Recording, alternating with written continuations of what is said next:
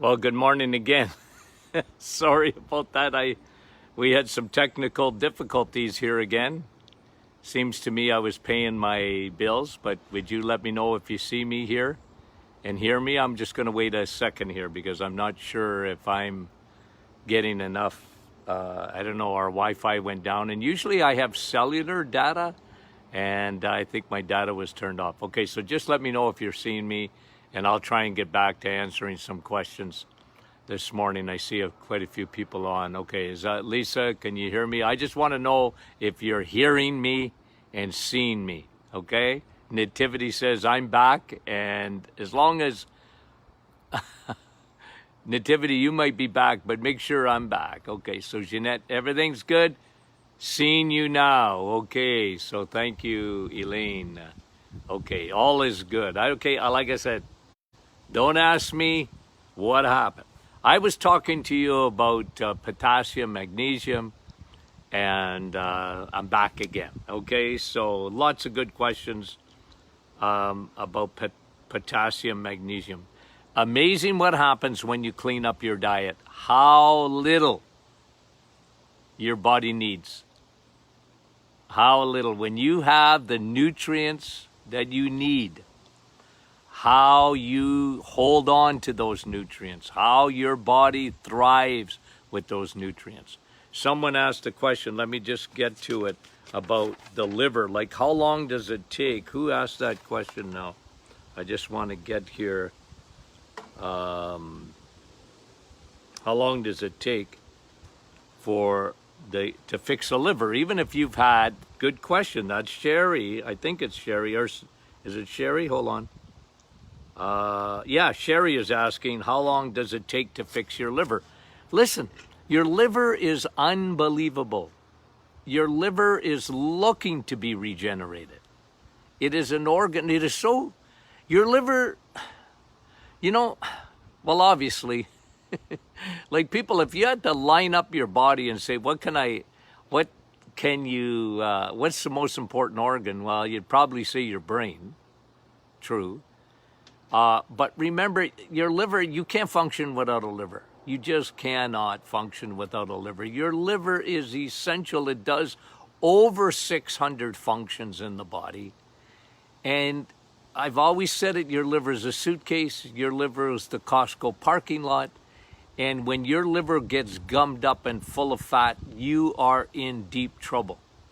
And that is the first thing that happens in metabolic syndrome. Your insulin is elevated, and insulin is food, and then it starts to pack the liver with fat. So it's amazing. 30 days, you're going to empty your liver. Well, doc, I've had a bad diet all my life. I know. And it's going to take you time for your body to regenerate, but not your liver. Your liver will come back rapidly. You just stick to the plan for 30 days. And don't go back eating all crap afterwards, obviously. I think everybody understands that. I'm not saying you always have to stay on the reset. But some people do stay on the reset, or they're reset-like, meaning that they rarely go off the reservation when it comes to eating, because they just have to be disciplined. For a lot of people, they've abused their bodies, and then they come back and then they say, no, man, I feel so good. I feel so good. I've had people on the reset for 3 or 4 years. 3 or 4 years. They've never really come off of it. They don't trust themselves. And they're fine. They're very healthy. They love the way they look. They love the way they feel. So the good question is, 30 days will empty your liver. It'll empty it. So that's how unbelievable your body is. It comes back very, very rapidly. You got to just give it the right thing. Okay, so that was a very good question. Okay, so intermittent fasting. How to get enough protein if you're intermittent fasting. Well, listen.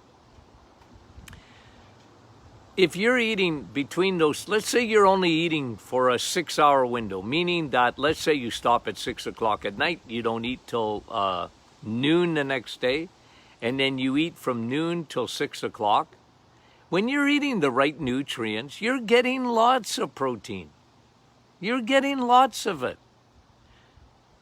And when you're, again, like I said, when it's nutrient dense, you see, the idea with food is the quality of food. And when it's nutrient dense, you're getting its pure protein. You know, like you might have protein in a hamburger, but if you have a bun and you have French fries, it's not that your body's not absorbing that protein, but it's got to do so many other things for the crap that you just ate. But when you're eating nutrient dense, even within a 6-hour period, you're going to get enough protein. Now, if you need to gain weight, because some people get on the reset, they've lost all their muscle or whatever, well then add Dr. Martin's Perfect Protein. Add that to your diet. So, you know, like a perfect smoothie with cream. And, you know, I like the bone broth protein because it's collagen. It's the best protein in the world is that stuff. Okay? So use a protein powder and then, you know, these are ways you can get enough protein if you need more. But generally, like I said, if you're having that nutrient-dense food, you're going to do just fine, okay? And then Nancy and Sally asked questions about meat. And listen, I get it, guys, okay? I think some people think that... Well, Doc, because I get it asked every day, so let me just say, well, Doc, what about the hormones in meat? What about the, you know? But guys, what are you comparing it to? Vegetables? Fruit? Unless you have it in your own yard. But go to the grocery store, unless it's organic, it's been sprayed with herbicides and pesticides. In the soil, what's in the soil will be in the plant. So I understand that. It's, you know, don't get me wrong. I understand there's hormones. A lot of these, especially these mass farms, are using hormones and antibiotics. And look, you have to understand, I'm speaking in generalities. You know, I think Tony said it best the other day, Tony Jr. When you're on the Titanic, don't worry about the carpeting and don't worry about, you know, painting the rails. Change course first. And look, if you can get organic meat, if you can get grass-fed beef, of course I understand that. It's better for sure. But I talk to hundreds of thousands of people every week. And I'm talking in generalities. I'm talking about the Titanic and getting them off of it.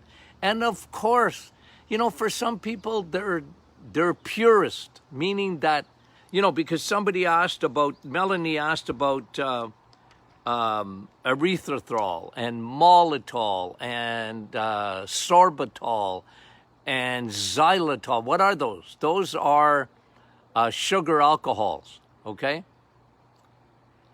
And look, they're natural to some extent, but your body really doesn't know what they are, in a sense that your body doesn't recognize those things in your gut. Are they bad for you? Look,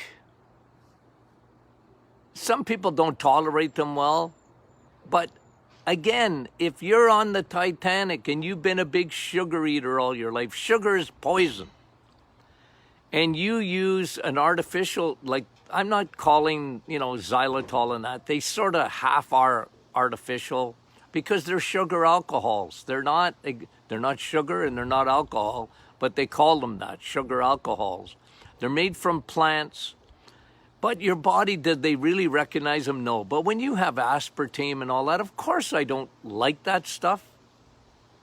But, like, I'll give you an example. Like somebody asked me the other day, can I have a diet pop? Well, not on the reset, because I really want you to do a detox on the reset. But look, if that's your little treat of having a diet pop, like in generalities, I want you to lower your insulin. That's the number one thing. And if you're having a little treat with a Diet Pepsi or a Diet Coke, I don't like it, but I'm not going to crucify you for it. You know what I'm saying? And like Tony Jr. says, once you've changed course, well, then you can change you might want to paint the railings of the Titanic or change the carpets. I like that. As you get more focused, you can do that. I understand that, but you have to understand, when I do these lives, I am talking to people. I'm trying to get them to do the big thing first, and that is to get off sugar and crappy carbohydrates. I understand everything about meat. It's always better if you get the best meats. If you know a farmer, if you know a butcher, and you know where he's getting that meat, it's always better, for sure. But look, eating a piece of any kind of meat, let me just make a blanket statement. Eating a piece of any kind of meat, including a pepperette and even bologna, is better than eating a piece of bread. You got it? Now, that might offend some people, but I don't even take it back. You know why? Because I'm aiming for metabolic syndrome. My whole world is to fix metabolic syndrome, which is caused by insulin, high circulating insulin and insulin resistance. Because 88% of the population have trouble with metabolic syndrome. 88%. I'm aiming at that 88%. If you are in the 12% and very healthy, you know what to do. You know what to do. You know how to keep yourself healthy. And hey, God bless you. I'm on your side, man. Okay? But there's 88% out of our loved ones and our family and whatever, and the people that you know. So this is where I come from. I'm aiming at that 88% to get them to change. They're on the Titanic, and I want to turn their life around for their health. That's what I aim at. So just understand where I'm coming from, and I do appreciate, I understand all these things. Like, we don't live in a perfect world. We just don't. And so I try and get them to make the big changes first, and then to focus in on other things. Okay, so that was Nancy and Sally asking a good question. Melanie, Marlene says she has trouble with heartburn after drinking water. Some people have that. Okay, but you know what, Marlene, I find? Stick to your guns about keeping your insulin down, because the number one reason, heartburn is your body. It's heartburn. Acid reflux is not the cause of your problems. It is a symptom. Whoop, got a fly around me now. Acid reflux is a symptom of insulin resistance or high circulating insulin. It's a symptom. It's also a symptom, can be, of low acidity in your stomach. And by the way, somebody asked a question about pH. Let me get to it. It was a very good question. What about pH? Okay, let me see if I can find it. What was they asking about the pH? Oh yeah, because their doctor said meat is acidic. No, it's not. Coffee is acidic. No, it's not. Tomatoes are acidic. No, they're not. Sugar is acidic. Yes, it is. Okay, explain, Doc. Well, listen, your body is so intelligent, fearfully and wonderfully made. When you have steak, okay? Oh, it's acidic, doc. You know, the pH police are out and they tell you don't eat meat, it's acidic. Nah, it's not. You know why? Because when you eat meat and it gets into your gut, your body has baking soda, sodium bicarbonate, that makes your meat alkaline. It makes your tomato alkaline. It makes your coffee alkaline. Inside your body. That happens inside. Might be acidic. A tomato's acidic. Everybody knows that. But not when it gets into your gut. It becomes alkaline. Only sugar is acidic and stays acidic. So you want to change your pH? You want to change your pH? Then eat good foods. And make sure your kidneys are working well. Okay? Make sure your kidneys are working well. That could be a problem too with when you're losing your magnesium and potassium. Because somebody was asking about kidney problems. Margaret was asking about blood clots, and her family has a history of a clotting factor. Well, then you need to be careful, Margaret, with eating too much salad, because that's where vitamin K1 is found. And K1 helps you in clotting, and you already have trouble clotting. So 2 things. Make sure you're getting enough vitamin K2, which is found in eggs and meat and cheese, especially in butter and cheese curds, okay? And make sure you're drinking enough water. If you have a clotting factor, keep your blood, your blood flows through how many thousands of miles? 60,000 miles of blood vessels in your body. Put them all together, 60,000. 1.5 times around the equator. But you know what? Water makes the river go. So just think of your blood as a river. Put a lot of water. It'll flush out your kidneys. It'll help flush out your liver. It'll flush out your bowel. Water will just keep that it scrubs the kidneys. And the kidneys get gummed up too. And one of the biggest trouble is keep your blood vessels supple too. With H2O, vitamin W. Vitamin W. Okay, good questions. Okay, let me see here. Did I answer all of them on this page? I think I did. Let me just get to Wendy's asking about alcohol. Well, look, alcohol is always, the way I always line up alcohol with people, if you're on the reset, 30 days, no alcohol. You have to clean the liver out. Alcohol is going to go directly to your liver. So don't fool yourself. Alcohol goes directly to your liver. Don't pass go. It's going to go to your liver. So I always tell people, look, you're eating good and you want to have a glass of wine, always look at the risk versus the reward. Risk, reward. I always try and get that into people's mind. Okay? So be very careful with alcohol. Never overdo it, obviously. And if you got trouble with your insulin, then I would tell you to be a teetotaler.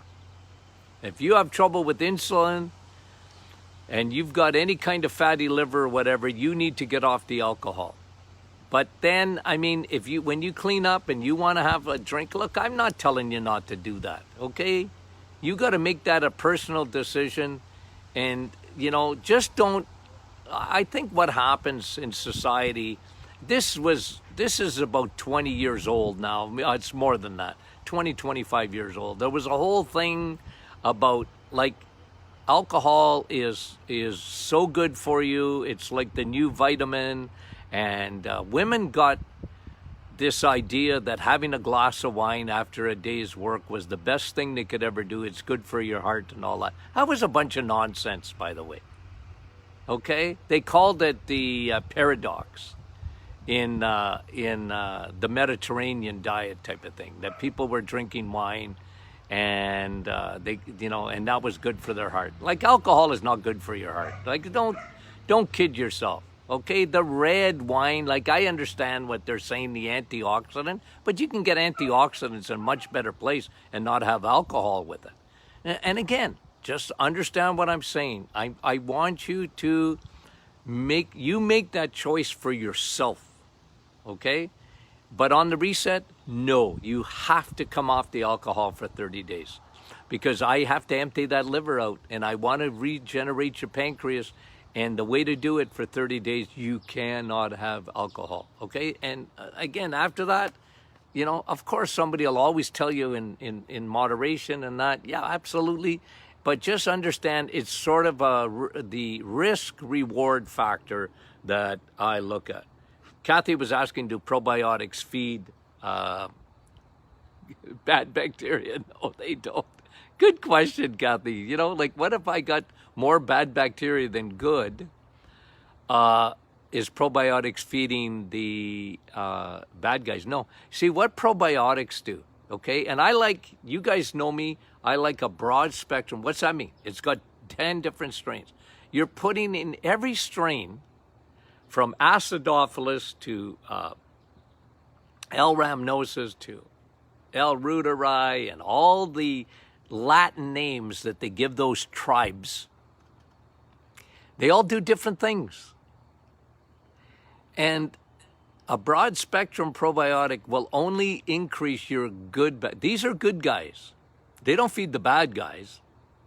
Probiotics are not to feed your good bacteria, by the way. They're to make more good bacteria. And this is why when you see a good probiotic, it's always got 50 billion bacteria or whatever already in the billion. And I like soil-based probiotic. They're the best because they last. They pass your stomach acidity, and then secondly, you don't have to refrigerate them. You can travel with them. And you know me about probiotics, so I don't have to just keep harping on them, how good they are. But my word, what we know about the microbiome today, what we know about bacteria today is incredible. It's the new science, really, of what was sort of, I talked to you the other day about the history, right, of infectious disease, and you had the fight between a lot of you enjoyed that. I really appreciate that. Between Louis Pasteur and Antoine Béchamp. And Louis Pasteur won the day. And it's too bad because Antoine Béchamp was almost 200 years before his time. And he talked about the host. He talked about your immune system. He didn't talk about the virus or the bacteria like Louis Pasteur did. And today the world went for the virus and not your immune system. And you guys know what I think about that. The world is virus, virus, virus, virus. Wear a mask, wash your hands. You know what Anthony Fauci was saying last night? I watched him. Well, you should put goggles on too. Like, they started back. Like, wear a mask. Like, don't wear a mask. You don't need to wear a mask. Only the doctors need to wear a mask, and nurses, okay? And frontline workers, they need a mask, but you don't need a mask. Now we need a mask, but it's not enough. Fauci was saying last night that we should have goggles on too, because there's mucosa. I told you guys that you can touch your eyes. You touch your eyes, you got mucosa up here. Who doesn't play with their eyes or rub their eyes or even, especially if you have a mask on? The only thing you can touch is your eyes.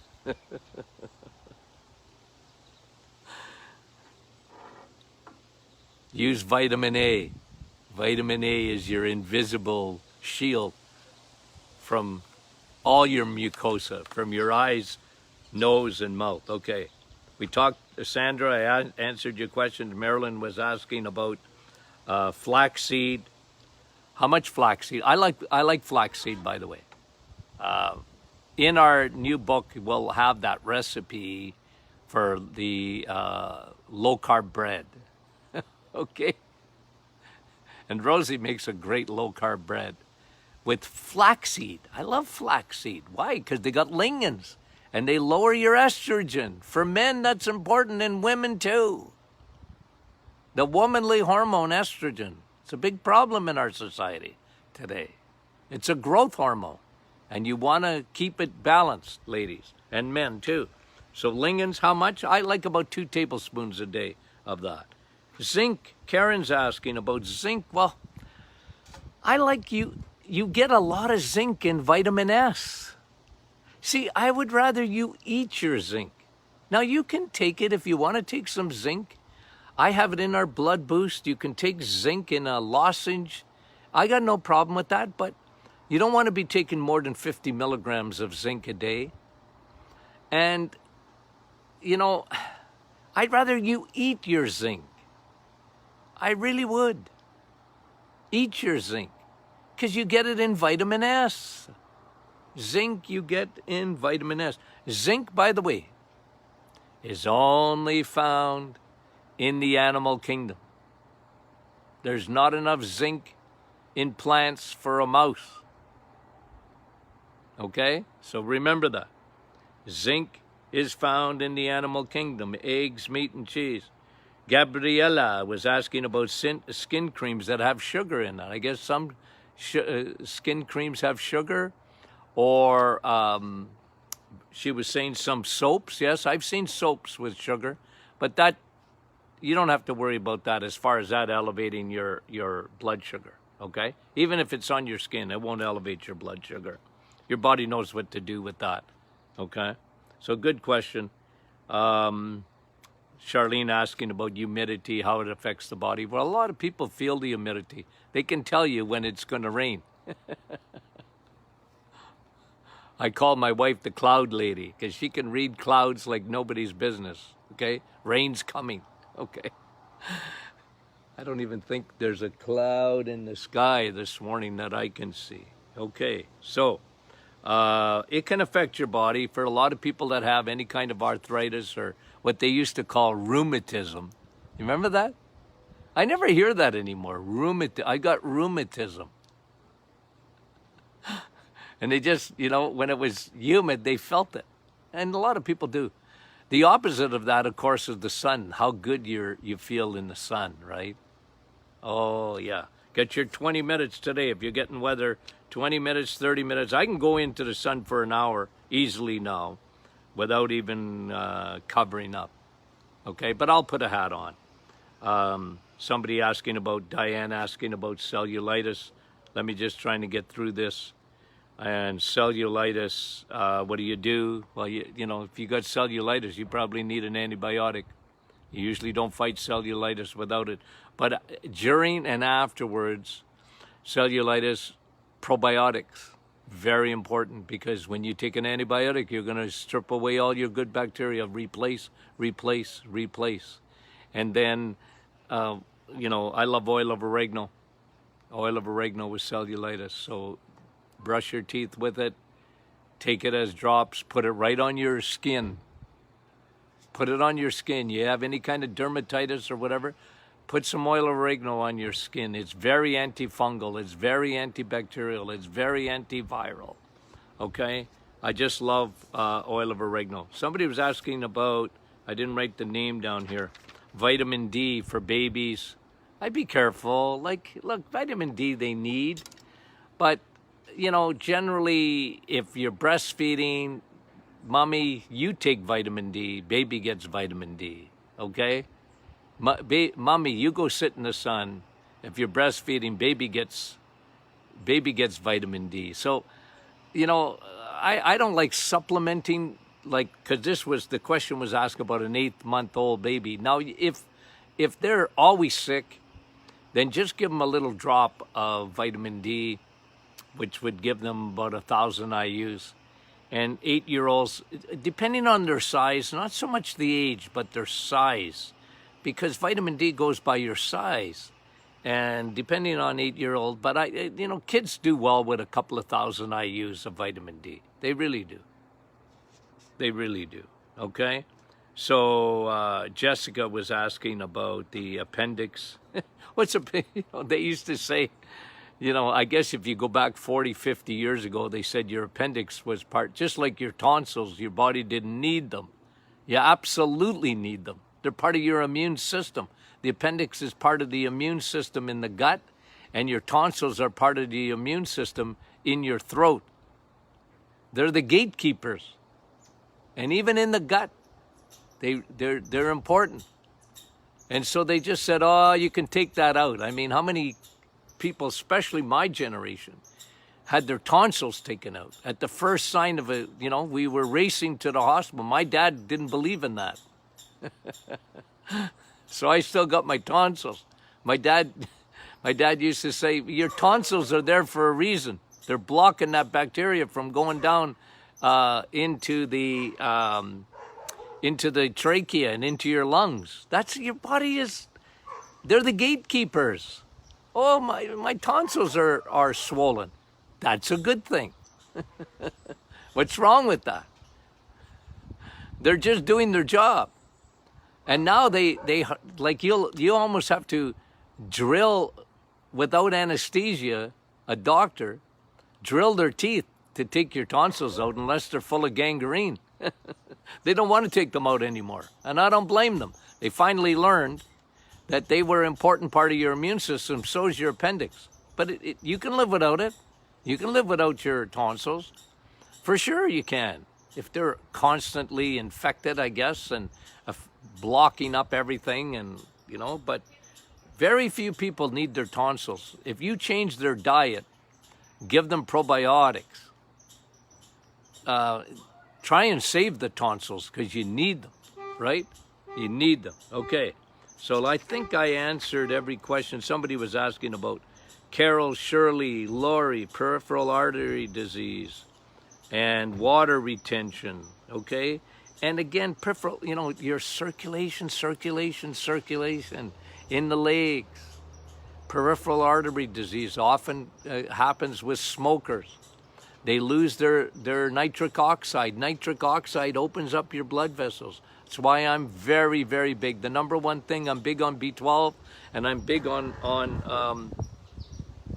Navitol, okay? Navitol.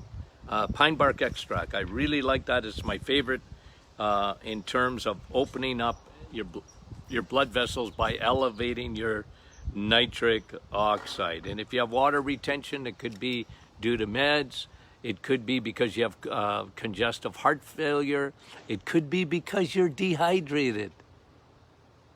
Doc, I got a lot of water retention. Well, your body's smart. It's holding on to water because you're dehydrated. Okay? So, folks, very, very good questions this morning. Sorry for the technical difficulties. Hopefully, this one went all right for you, and I'm sorry about the technical difficulties that we had in the earlier part of the show.